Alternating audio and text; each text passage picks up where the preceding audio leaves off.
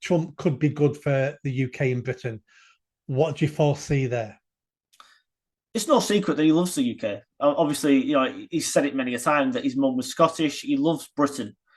It could also be good politically for the people of the UK because it's going to mean a massive shake-up, I think, at the top of this ludicrous government we've got in charge now. I mean, Starmer, God only knows why, but he came out 2 days ago and committed to keeping David Lammy as Foreign Secretary for 5 years. I mean, what Prime Minister in history, if you can name me one, has ever committed to keeping any minister in any position for their full term as Prime Minister? I can't think of it ever happening. Only an ideologue would make such a statement. And it's not going to happen anyway. Well, I know Trump's being quite measured now and polite, and JD Vance's and all the rest of them.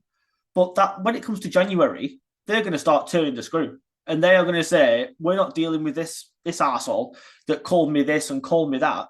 Trump's a very powerful, strong man, but he's also quite thin-skinned.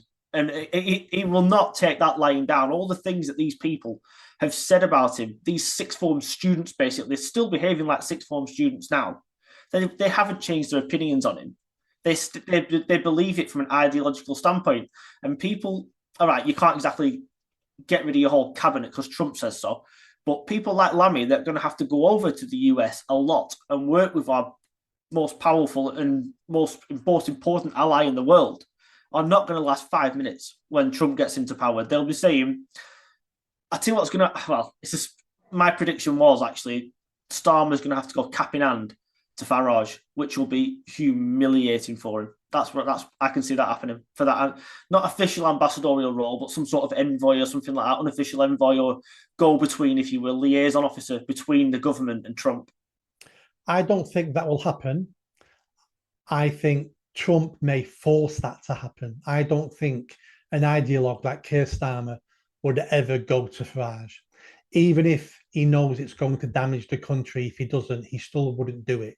But I can see Trump forcing his arm into doing that. Let me jump back about what you said then about how he may treat Lammy and Keir Starmer.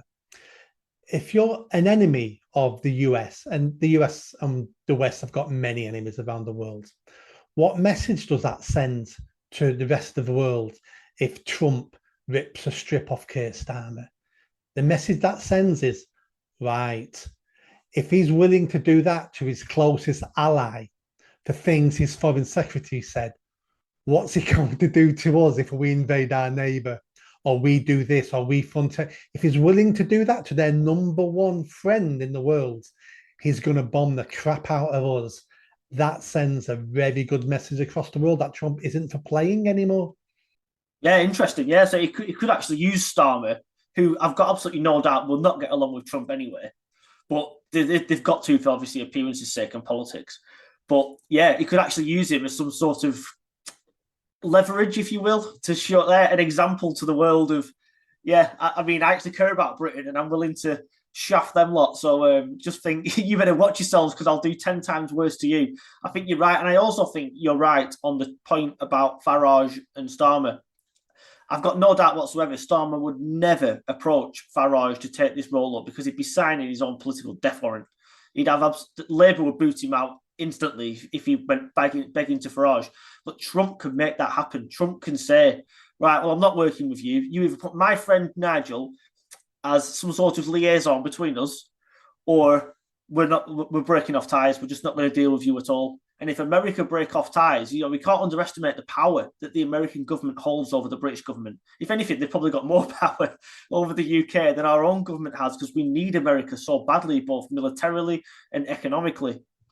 So it could easily make that happen. Yeah, let me give you another scenario. Trump and Farage get together and come up with a plan, and it's this. Farage offers his services to Keir Starmer, which is done publicly already on TV, that he'll work behind the scenes. He doesn't want any praise. He'll work behind the scenes because he loves this country and he's a patriot. Fantastic. Trump says to Starmer, right, I've got deals for you. I'll do this, I'll do that, but I only deal with Farage. And Starmer says no. Then Farage and Trump tell the press, we had a deal. We had an amazing deal for the UK. It was the best deal ever. But Starmer said no to it.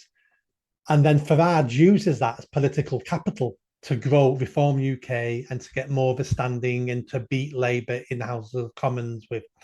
That is the scenario I can see coming because you're right.